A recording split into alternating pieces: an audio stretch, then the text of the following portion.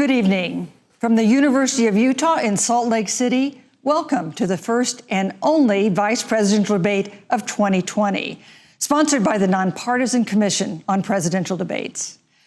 I'm Susan Page of USA Today. It is my honor to moderate this debate, an important part of our democracy. In Kingsbury Hall tonight, we have a small and socially distant audience, and we've taken extra precautions during this pandemic. Among other things, everyone in the audience is required to wear a face mask, and the candidates will be seated 12 feet apart. The audience is enthusiastic about their candidates, but they've agreed to express that enthusiasm only twice, at the end of the debate and now when I introduce the candidates. Please welcome California Senator Kamala Harris and Vice President Mike Pence.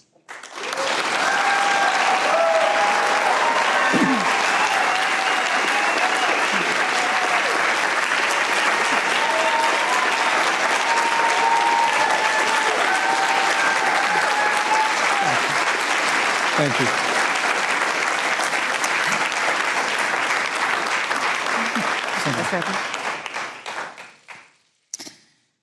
Senator Harris and Vice President Pence, thank you for being here.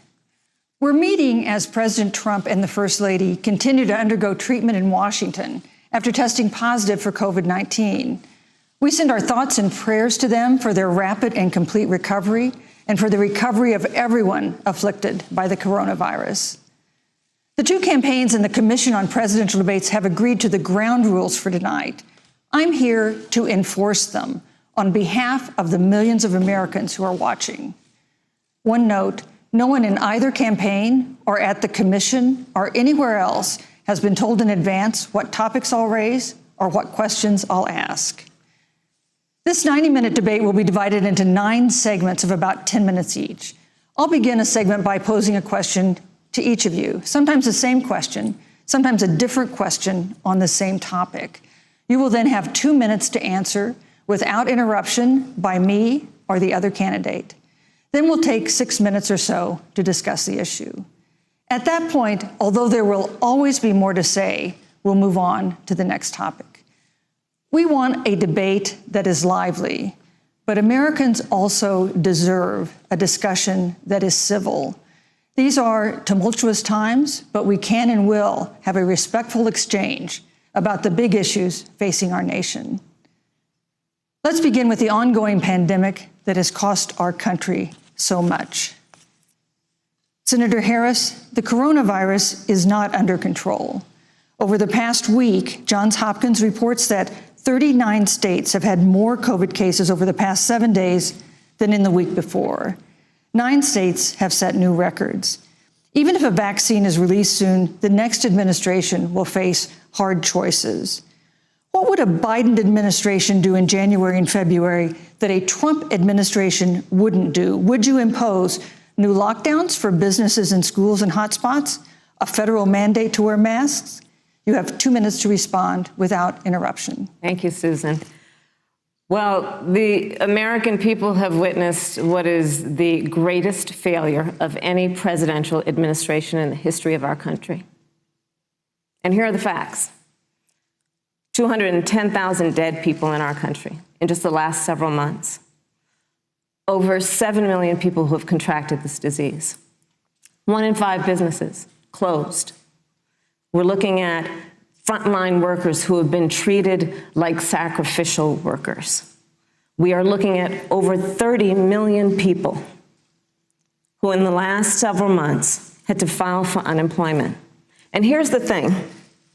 On January 28th, the Vice President and the President were informed about the nature of this pandemic. They were informed that it's lethal in consequence, that it is airborne, that it will affect young people, and that it would be contracted because it is airborne.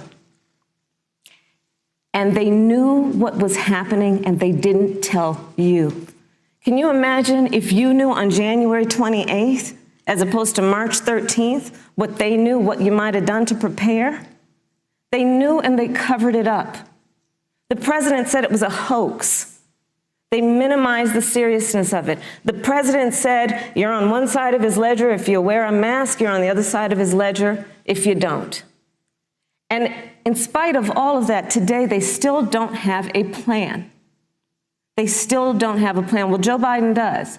And our plan is about what we need to do around a national strategy for contact tracing, for testing, for administration of the vaccine, and making sure that it will be free for all. That is the plan that Joe Biden has and that I have, knowing that we have to get a hold of what has been going on, and we need to save our country. And Joe Biden is the best leader to do that. And frankly, this administration has forfeited their right to re-election based on this. Thank you, Senator Harris. Vice President Pence, more than 210,000 Americans have died of COVID-19 since February.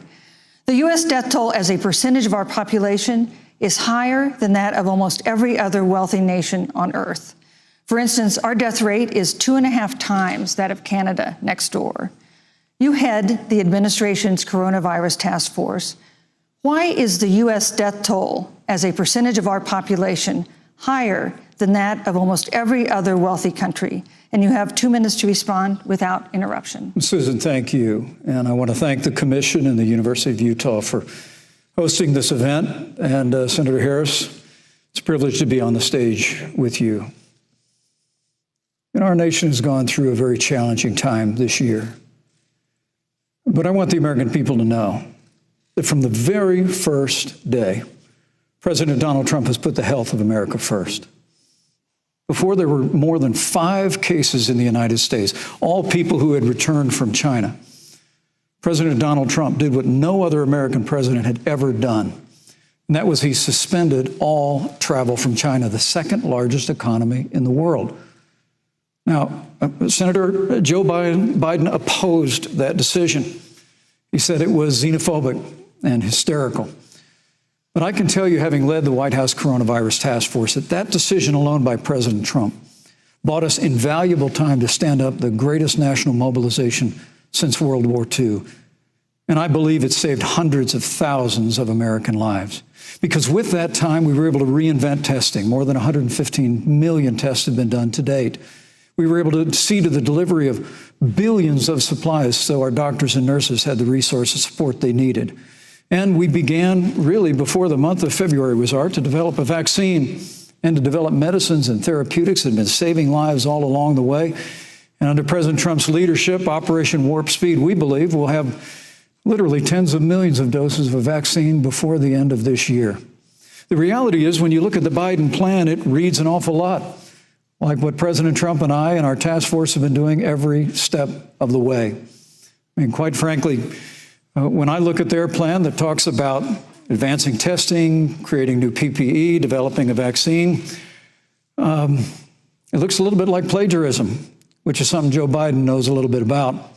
And I think the American people know that this is a president who has put the health of America first, and the American people, I believe with my heart, can be proud of the sacrifices they have made. It's saved countless American lives. Senator Harris, would you like to respond? Absolutely. Whatever the vice president is claiming the administration has done, clearly it hasn't worked. When you're looking at over 210,000 dead bodies in our country, American lives that have been lost, families that are grieving that loss. And you know, the vice president is the head of the task force and knew on January 28th how serious this was. And then thanks to Bob Woodward, we learned that they knew about it. And then when that was exposed, the vice president said, when asked, well, why didn't y'all tell anybody? He said, because the president wanted people to remain calm. Well, let's get no, but Susan, this is important. Susan, I want to add, but Mr. Vice President, I'm speaking. I'm speaking. Yeah, you can have 15 more seconds, and then we'll give the vice president a chance to respond. So I want to ask the American people, how calm were you when you were panicked about where you're going to get your next roll of toilet paper? How calm were you when your kids were sent home from school and you didn't know when they could go back? How calm were you when your children couldn't see your parents because you were afraid they could kill them? Let's give Vice President Pence a chance to respond. Vice President Pence, you have 1 minute to respond. You know, there's not a day gone by that I haven't thought of every American family that's lost a loved one. And I want all of you to know that you'll always be in our hearts and in our prayers. But when you say what the American people have done over these last 8 months hasn't worked, that's a great disservice to the sacrifices the American people have made. The reality, if I may finish, Senator, the reality is Dr. Fauci said everything that he told the president in the Oval Office, the president told the American people. Now, President Trump, I will tell you, has boundless confidence in the American people, and he always spoke with confidence that we'd get through this together. But when you say it hasn't worked, when Dr. Fauci and Dr. Birx and our medical experts came to us in the second week of March, they said if the president didn't take the unprecedented step of shutting down roughly half of the American economy, that we could lose 2.2 million Americans. Now, that's the reality. Thank you. They also said to us if we did everything right, Susan, we could still lose more than 200,000 Americans. Vice President now, one Pence, life lost is too many, Susan, but the American people, I believe, deserve credit for the sacrifices that they have made, putting the health of their family and their neighbors first, our doctors, our nurses, our first responders. Thank you, Vice President Pence. And I'm going to speak up on behalf of what the American people have done. Vice President Pence, you were in the front row in a Rose Garden event 11 days ago at what seems to have been a super spreader event for senior administration and congressional officials. No social distancing, few masks, and now a cluster of coronavirus cases among those who were there. How can you expect Americans to follow the administration's safety guidelines to protect themselves from COVID when you at the White House have not been doing so? Well, the American people have demonstrated over the last 8 months that when given the facts, they're willing to put the health of their families and their neighbors and people they don't even know first. And President Trump and I have great confidence in the American people and their ability to take that information and put it into practice. In the height of the epidemic, when we were losing a heartbreaking number of 2,500 Americans a day, we surged resources to New Jersey and New York and New Orleans and Detroit. We told the American people what needed to be done, and the American people made the sacrifices. When the outbreak in the Sun Belt happened this summer, again, Americans stepped forward. But the reality is the work of the President of the United States goes on. A vacancy on the Supreme Court of the United States has come upon us, and the President introduced Judge Amy Coney Barrett. Thank you. Thank you, Vice President Pence. If I may say, that Rose Garden event, there's been a great deal of speculation about it. My wife Karen and I were there and honored to be there. Many of the people who were at that event, Susan, actually were tested for coronavirus, and it was an outdoor event, which all of our scientists regularly and routinely advise. The difference here is President Trump and I trust the American people to make choices in the best interest of their health. Joe Biden and Kamala Harris consistently talk about mandates, and not just mandates with the coronavirus, but a government takeover of health care, the Green New Deal, all government control. We're about freedom and respecting the freedom of the American people. Let's talk about respecting the American people. You respect the American people when you tell them the truth. You respect the American people when you have the courage to be a leader speaking of those things that you may not want people to hear, but they need to hear so they can protect themselves. But this administration stood on information that if you had as a parent, if you had as a worker knowing you didn't have enough money saved up, and now you're standing in a food line because of the ineptitude of an administration that was unwilling to speak the truth to the American people. So let's talk about caring about the American people. The American people have had to sacrifice far too much because of the incompetence of this administration. It is asking too much of the people. Susan, we talked about it is asking too much of the people. That they would not be equipped with the information they need to help themselves to protect their parents and their children. Sorry. Kamala Harris, Senator Harris, I'm sorry. It's fine, I'm Kamala. No, you're Senator Harris to me. For life to get back to normal, Dr. Anthony Fauci and other experts say that most of the people who can be vaccinated need to be vaccinated. But half of Americans now say they wouldn't take a vaccine if it was released now. If the Trump administration approves a vaccine before or after the election, should Americans take it, and would you take it? If the public health professionals, if Dr. Fauci, if the doctors tell us that we should take it, I'll be the first in line to take it, absolutely. But if Donald Trump tells us that we should take it, I'm not taking it. Vice President Pence, there have been a lot of repercussions from this pandemic. In recent days, the president's diagnosis of COVID-19 has underscored the importance of the job that you hold and that you are seeking. That's our second topic tonight. It's the role of the vice president. One of you will make history on January 20th. You will be the vice president to the oldest president the United States has ever had. Donald Trump will be 74 years old on Inauguration Day. Joe Biden will be 78 years old. That already has raised concerns among some voters, concerns that have been sharpened by President Trump's hospitalization in recent days. Vice President Pence, have you had a conversation or reached an agreement with President Trump about safeguards or procedures when it comes to the issue of presidential disability? And if not, do you think you should? You have 2 minutes without interruption. Well, Susan, thank you, although I would like to go back. I think we need to move on to the issue of thank you, but I would like to go back because the reality is that we're going to have a vaccine, Senator, in record time, in unheard of time, in less than a year. We have 5 companies in phase 3 clinical trials, and we're right now producing tens of millions of doses. So the fact that you continue to undermine public confidence in a vaccine, if the vaccine emerges during the Trump administration, I think is unconscionable. And Senator, I just ask you, stop playing politics with people's lives. The reality is that we will have a vaccine, we believe, before the end of this year. And it will have the capacity to save countless American lives. And your continuous undermining of confidence in a vaccine is it's just unacceptable. And let me also say, you know, the reality is when you talk about failure in this administration, we actually do know what failure looks like in a pandemic. It was 2009. The swine flu arrived in the United States.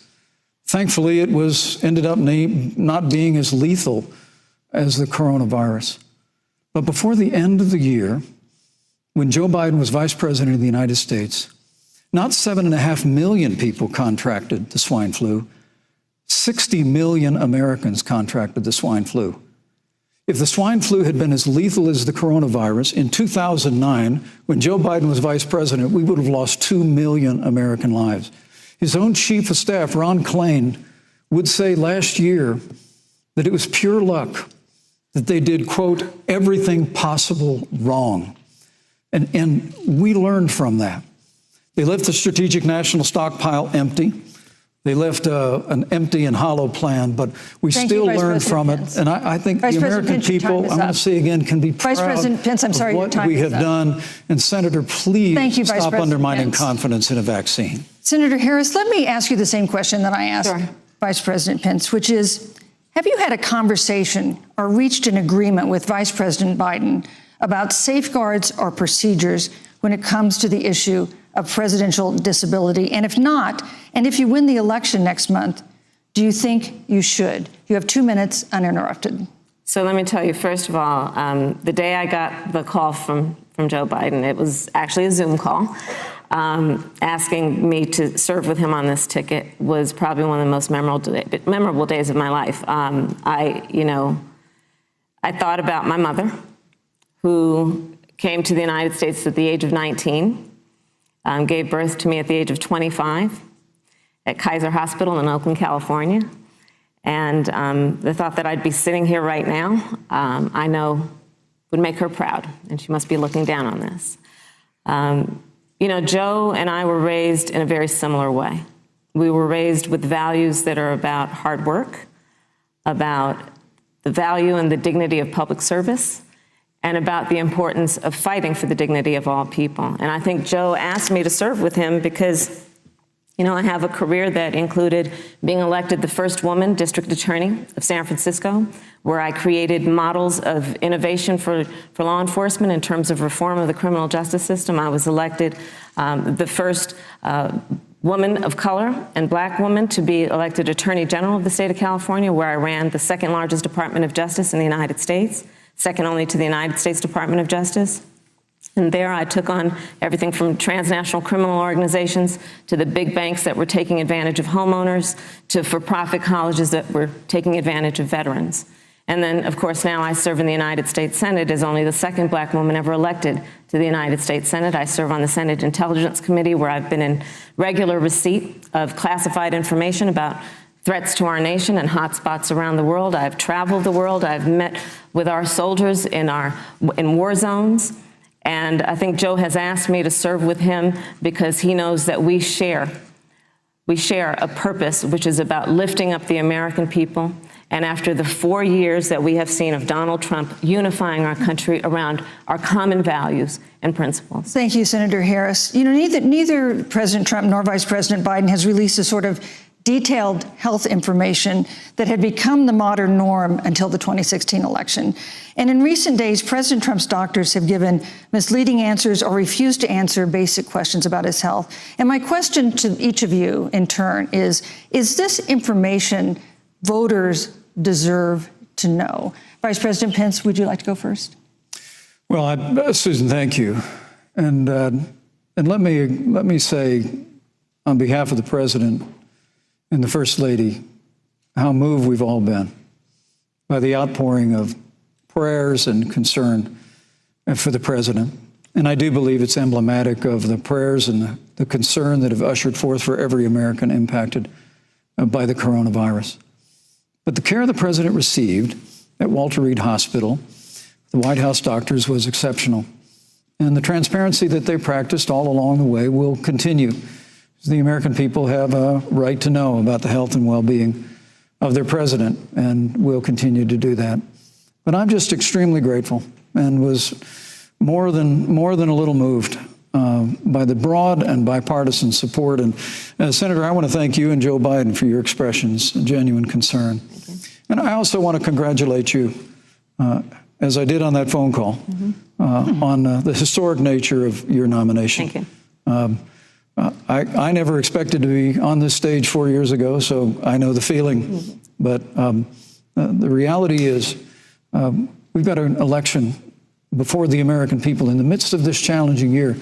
And the stakes have never been higher, but I think the choice has never been clearer. I want to give Senator Harris a chance to respond to the same question I asked, which is, do voters have a right to know more detailed health information about presidential candidates, and especially about presidents, especially when they're facing some kind of challenge? Absolutely, and that's why Joe Biden has been so incredibly transparent, and certainly by contrast, the president has not, both in terms of health records, but also let's look at taxes. We now know, because of great investigative journalism, that Donald Trump paid $750 in taxes. When I first heard about it, I literally said, "You mean $750,000? And it was like, no, $750. We now know Donald Trump owes and is in debt for $400 million. And just so everyone is clear, when we say in debt, it means you owe money to somebody. And it'd be really good to know who the President of the United States, the Commander-in-Chief, owes money to, because the American people have a right to know what is influencing the President's decisions. And is he making those decisions on the best interest of the American people, of you, or self-interest? So, Susan, I'm glad you asked about transparency, because it has to be across the board. Joe has been incredibly transparent over many, many years. The one thing we all know about Joe, he puts it all out there. He is honest, he is forthright.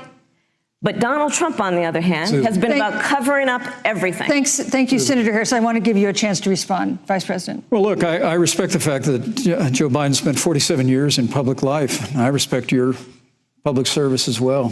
Thank you. But the American people have a president who's a businessman, he's a job creator, who's paid tens of millions of dollars in taxes, payroll taxes, property taxes. He's created tens of thousands of American jobs. And the president said those public reports are not accurate. And the president's also released literally stacks of financial disclosures the American people can review, just as the law allows. But The distinction here is that Joe Biden, 47 years in public service, compared to President Donald Trump, who brought all of that experience 4 years ago. Thank you, Vice and President. turned this economy around by cutting taxes, rolling back regulation, unleashing American energy, fighting for free and fair trade, and all of that's on the line if Joe Biden and Kamala Harris.